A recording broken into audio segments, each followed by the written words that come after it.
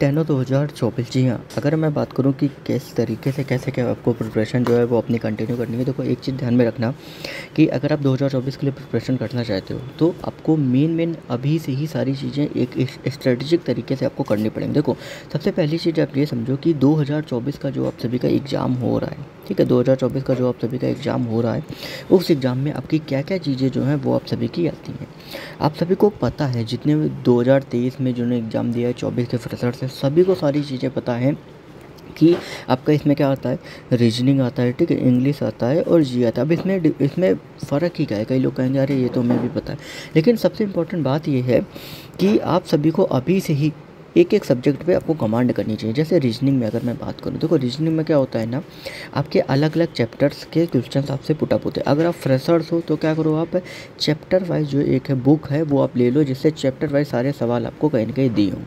अगर आप फ्रेशर नहीं हो तो क्या करो कि प्रीवियस ईयर पेपर आप क्या करो, लगाओ, ठीक है, और प्रीवियस ईयर पेपर में लगा के ये देखो कि कौन कौन से ऐसे सवाल या चैप्टर्स हैं जिनमें हमें इशू आ रहा है। उन चैप्टर्स की दोबारा से आप अच्छे से प्रैक्टिस करो और कोशिश करो कि उनके जो सवाल हैं ज़्यादातर सॉल्व करो। जितने ज़्यादा सॉल्व करो उतने ज़्यादा आपकी प्रॉब्लम दूर होगी।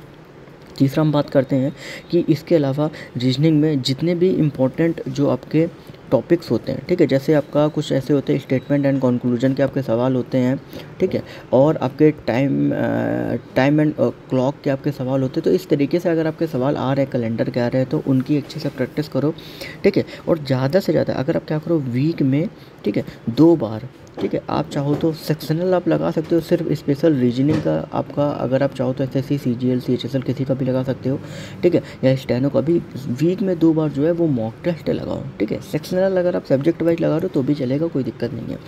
देखो इंग्लिश में सबसे पहले क्या काम करो, इंग्लिश में पहला काम आपका है न्यूज़पेपर रीडिंग का, ये ध्यान में रखो।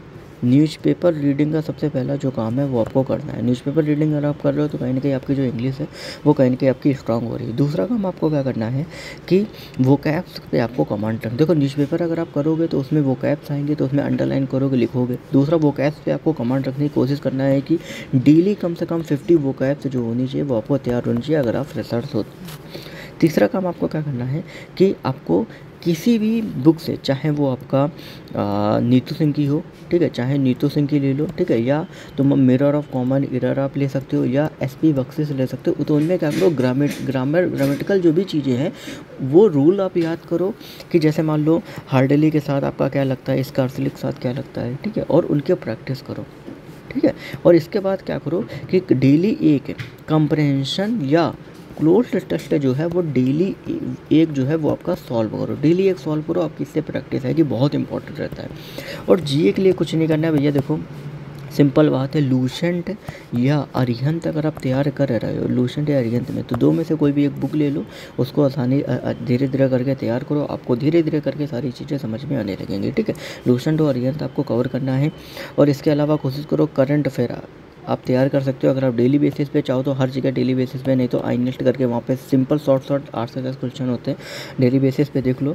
तीसरा क्या करना है कि कोशिश करना है कि स्टैटिक पोर्शन जो होता है वो रैंडम पढ़ना है, ठीक है। स्टैटिक जीके में रैंडम जो चीज़ें रहती हैं ना, ठीक है, वो आप ले लो। नहीं तो एसएससी का प्रीवियस ईयर का अगर आप लेते हो, ठीक है, जैसे मान लो आपका पिनैकल का आपका बुक हो गया, ब्लैक बुक हो गया, प्रीवियस ईयर का उसमें दिया होता है, तो वो कोशिश करो तैयार करना है, क्योंकि कई बार प्रीवियस ईयर से थोड़ा हट के क्वेश्चन जो होते हैं वो आपके पूछे जाते हैं। तो ये 3 टाइप के जो क्वेश्चन है वो आपके पूछे जाते हैं। तो इस तरीके से अभी एक एक करके करोगे ना, और कुछ नहीं करना है, स्टार्टिंग से आपको करना है, कोशिश करना है 3 से 4 घंटे पढ़ने की, ठीक है। फिर ये 3 से 4 घंटे बढ़ गए, फिर 4 से 5 करो, फिर 5 से 6 करो, फिर 6 से 7 करो। ऐसे कर करके आपको 9 से 10 घंटे का पूरा जो टारगेट है डेली बेसिस पे आपको पूरा रखना है, डेली बेसिस पे। जब आप डेली बेसिस पे टारगेट रखोगे तभी आप सारी जितनी भी चीज़ें हैं वो आप अपनी कंप्लीट कर पाओगे। तो इसके अलावा अगर कोई भी डाउट है तो इंस्टाग्राम पे आप पूछ सकते हैं, लिंक डिस्क्रिप्शन में आपको दिया गया है। बाकी टेलीग्राम ग्रुप ज्वाइन कर लेना इससे रिलेटेड अपडेट के लिए। अगर कोई भी आरटीआई रिप्लाई वैकेंसी का आता है मैं आपको बता